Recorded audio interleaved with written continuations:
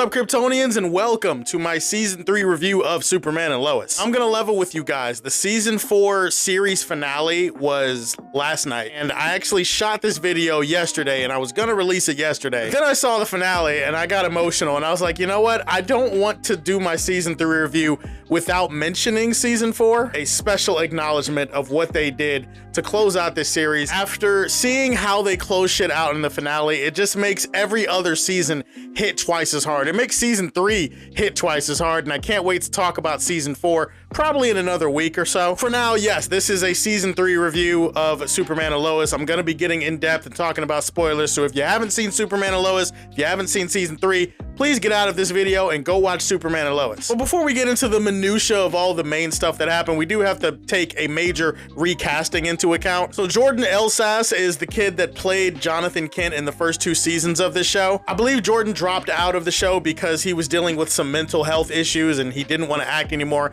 I'm not entirely sure the specific reasons behind it. I do wish that brother nothing but the best and hope that he got the best help and hope that he got to focus on himself. And I hope he's doing pretty well today. This was a couple of years ago. But Jonathan Kent in this season has been recast as Mike Bishop, and Mike Bishop, in my opinion, no disrespect to Jordan, Mike Bishop to me is just a better Jonathan Kent. Like, he just does a better job with the role. He's a better actor, I think, than Jordan. He's able to emote better, and he also just looks a little bit more like Lois and Clark. I like the way that he slid into this role, and I like the way that he really commands it and makes it his own in Season 3 and Season 4. Season 3, we really have to talk about Lois Lane, because Season 3 revolves almost entirely around Lois and her storyline. I didn't mention Lois a lot in my Season 2 review because it's not that she was sidelined, it's just if I talk about her, I have to talk about Lucy, and I didn't want to talk about Lucy. Fuck that bitch! Why? Because Lucy is an insufferable bitch, and I should not be forced to talk about insufferable bitches on this channel. Okay, insufferable bitch is a little bit harsh, but I feel like the show in Season 2 was gaslighting me or something. It's like they were trying to convince me, like, no, actually, Lois is the bad guy. Lois is the crazy one. Look at what she did to save her sister's life. Come on, man, I'm not buying that shit. Her sister was crazy, was batshit, and was inherently unlikable for the entire season.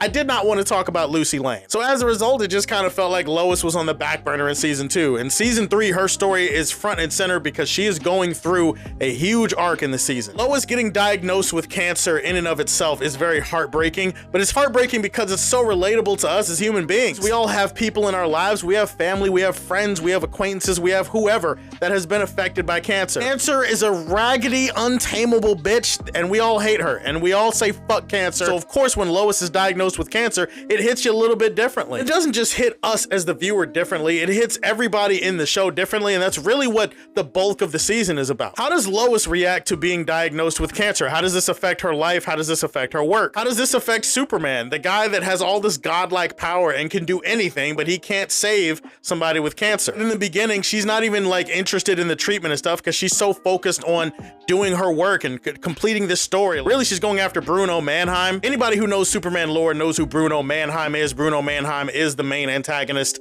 of the season. I say antagonist, not villain. He is played by, I want to say his name is Coleman, but I can't remember if that's actually his name because I'm really bad with names on this channel. He will forever be Tyrese to me. If you've seen Walking Dead, you know why I'm calling him Tyrese, but yeah. But he's not really the main point of the show. The main point is Lois and her cancer, because Clark has always been able to solve every problem. He's always had like an optimistic, like fixer-upper attitude, and this is the one thing that he can't do anything about. It harkens back to those times in his life where he has felt powerless despite having all that power. The fact that Pa Kent died right in front of him and he wasn't able to do anything about it. The fact that Ma Kent died in the first episode of this very series because she had a stroke. And again, there's nothing Superman can do about that shit. You see his sons in different ways lashing out and trying to like figure it out. They're like, hey, you have all this alien technology at the fortress. How come we can't use that to save her life? One thing I do appreciate about Bruno Mannheim is that they tie his personal conflict into Lois's, because he has a wife in this show. Her name is Pia. Real DC fans know that she's playing a villain named Onomatopoeia. Onomatopoeia is traditionally a Green Arrow or Batman Superman villain. But they also gave her like the powers of Silver Banshee or something. So I don't know. It's a little bit cross mix in terms of the type of villain that she becomes in the show. She is someone who has cancer who also befriends Lois, and that dynamic was really fun to play with. You can see from a cracked mirror, like from the opposite standpoint, you can see why it makes sense why Bruno Mannheim is doing what he's doing. And by doing what he's doing, I mean, you know, he's experimenting with Superman's blood, he's killing innocent people, he's doing whatever he has to do to cure her cancer, which we're not supposed to sympathize with, but you can't help but do. This leads to a lot of important character development for all the main characters. It leads to Clark having to accept his own serenity, to accept things that he can't change. He has to learn that lesson all over again. And maybe for the first time ever, he has to really brace himself for the possibility of life without Lois. And that is not a life worth having, in his opinion, but he has to accept it. I like this season for John because John is the one that doesn't have powers, so he feels probably more powerless because at least Superman is still Superman. At least Jordan still has his powers. But having him find purpose and go to the fire station and try to learn how to become a firefighter, I thought that was a really important step for him, where he's trying to help others and doing it without powers. I thought that really gave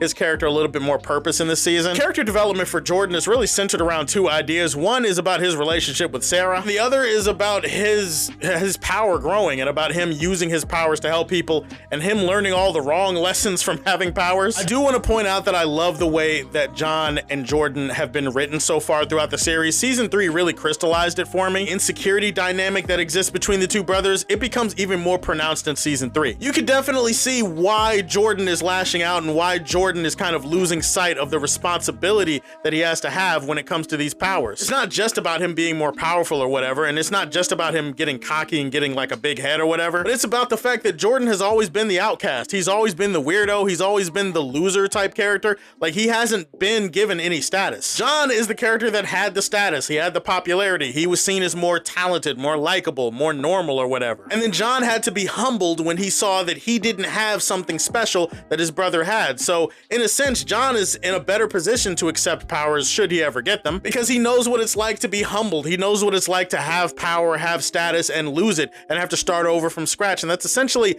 what he's doing in this season by becoming a firefighter. But Jordan has never had to deal with that whole be humbled thing because he's been humbled his whole life. So of course that shit would go to his head. It's not just that, he's also doing it because his mother has cancer and he doesn't know what to do. He doesn't know how to help her. But also because him and Sarah's relationship is so on the rocks. Like, it's just a combination of all things. I know people don't like Sarah. I get it. And I know that people are going to jump on her and act like she's the entire reason to blame for their relationship. But that's not how relationships work, people. There's always some give and some take, and there's definitely some pull and some push between their characters if you look at how things played out in season 2 and how they play out in season 3. Sarah, she cheated on Jordan and then she tried to make it work and then she pushed him away because there was stuff he wasn't telling her. He had to push her away, but then she found out he had powers and then she was like, well, let's start over, but as friends. And that's very difficult for somebody like Jordan who's never been in love before, and now he has to start over and treat her like a friend. Like, it's just a very difficult thing emotionally for him to like turn around and be a new person. And then he started getting weird about it, and then she got weird about it, and then they both said and did things to each other that they probably regret. I am glad that this didn't drag into season 4, by the way. I'm glad that they fixed that for season 3. Like, they kind of patched things up at the very end. I'm like, good job, show. You didn't turn this into a typical CW thing and make it last for 2 seasons. This season also is heavily shadowed by the impending arrival of Lex Luthor. Lex Luthor's name is all over the season. His presence looms large. And we eventually get to a point late in the season where Luthor gets out of prison. Apparently, Lois, like, put him in jail for something that he didn't even do. And I'm sorry, I'm gonna be that person. I think Pia told her the right thing when she was lying in that room at the DOD. She was like, leave his ass in prison. Dude, Luthor is the devil incarnate. He's done tons of other bad shit. Who cares if he's in prison for this one thing that he didn't do? This just tells me that Lois and Clark are way better people than I could ever be. I'm just not the hero type, clearly, because I absolutely would have just let Luthor's ass rot. And to be honest, it would have kept a lot of problems from popping up in future seasons. It would have been better. But whatever, Luthor comes out. He's played by Michael Cudlist, I think that's his name. Michael does such a great job as Luthor. It's a great introduction to him. We see he's cold and serene and calculating, but there's also like a brutality and a menace to him that is inescapable when you look at his performance. I love his first episode where he just walks out of prison and walks directly to Lois and Clark's house to basically demand that she not be a journalist anymore. Aren't his feet tired? Like, he walked all day. way. Like, it must have been hundreds of miles. Like, this dude is built differently for real. And not only do we get Luthor becoming finally the main villain, the main antagonist of the entire series, and this continues into season 4, but we also get Doomsday, because we get Bizarro, the reanimated body that, you know, Bruno was experimenting on. We get Bizarro experimented on, and he's killed over and over again, and eventually he turns into Doomsday. This is a great nod to the source material in the comics, because if you know anything about Doomsday, you know that he dies, but every time he dies, he comes back stronger, comes back in a way where you can't kill him the way that you just killed him. I also do really like his design. I like the Bizarro-esque, so many iconic, memorable, or badass moments, and you could apply that to the whole series. In season 3, it just feels like there's more of these moments than in any other season. Like, to take Clark taking Jordan to learn how to fly. Joke about the Kessel Run was awesome, and it's awesome that Jordan didn't have any idea what he was talking about, but taking Jordan for a first flight type of thing, that was a great moment. Them defeating Onomatopoeia in a very gentle and safe way that honors her wishes and stuff, I thought that was a beautiful scene. Superman overcomes her powers and then takes her a safe place where she can implode. It definitely did remind me of Miles and Finn from the Miles Morales game. Mr. Cushing, Kyle finding out that Clark is Superman, I will admit this is one of the more dumb moments in the season, because my whole thing is, how the fuck does he not know? How does he not know that Clark is Superman? He should have been told. He should have been made aware of this, and we have to waste like an episode and a half of him investigating shit that should not be investigated. But even still, Clark flying off in front of him because he had shit to do, I thought that was a fun moment. The look on Kyle's face, absolutely priceless. The fight with Doomsday was awesome. I love the fact that Superman tried to fight him in different ways, and Doomsday just kept coming back and kept doing different things to make it like a non-starter. Like Superman freezing him in ice and then dropping him on top of a building, that would KO pretty much 99% of every other villain. Ending it on the moon where they're charging at each other and it's like a big cliffhanger, like holy shit, that set the stage for a great season 4. I would also say Candace, who is John's girlfriend in the show, like her dad, Emmett, becoming a part of the story was an unexpected thing, and I thought that led to a great scene. That scene at the bar where Clark goes to him and he's basically hose him in front of everybody, and he's just like, hey, actually,